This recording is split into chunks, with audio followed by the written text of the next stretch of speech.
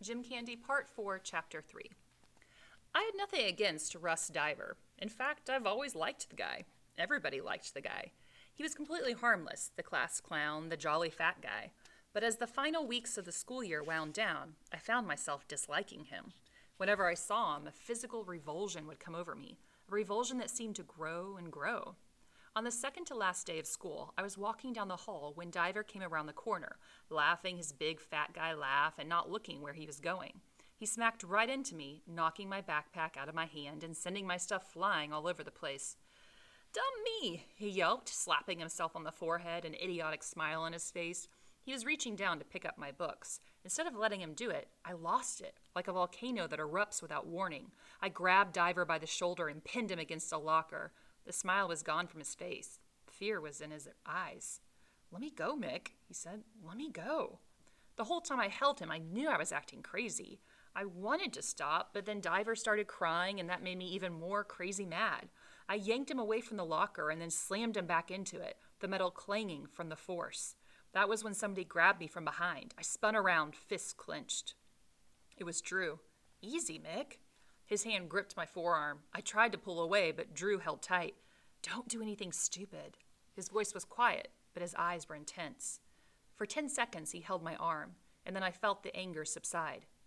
"Get out of here, Russ," Drew said, looking over my shoulder. Instantly, Diver disappeared down the hall. Drew looked around at the other kids who were still gawking. "The rest of you, get out of here too." Slowly, they moved off, looking back over their shoulders at me. Finally, Drew let go of my arm. "What was that all about?" "He knocked my stuff onto the ground," I said. "Besides, he annoys me." As I spoke, I knew how stupid I was sounding. Drew groaned. "Get real, Mick.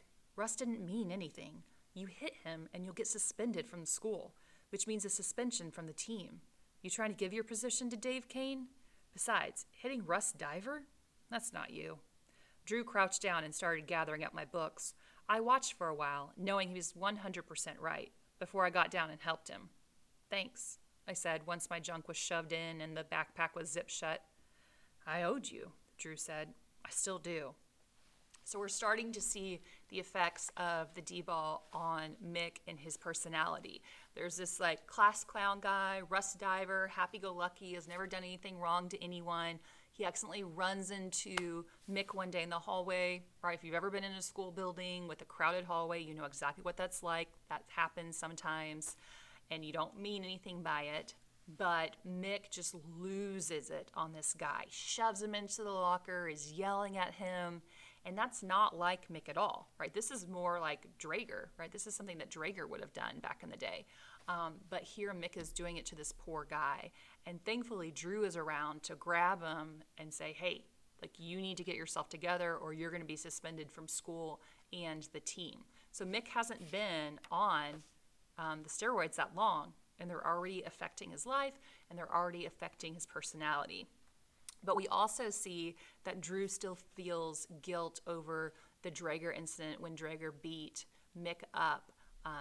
And he's trying to make amends with Mick because their friendship has been fractured because of that. So at the end of this chapter, that's why Drew says, "I owed you, I still do," because he still feels bad for not stepping into that fight and helping Mick, even though it lasted for 10, maybe 15 seconds tops.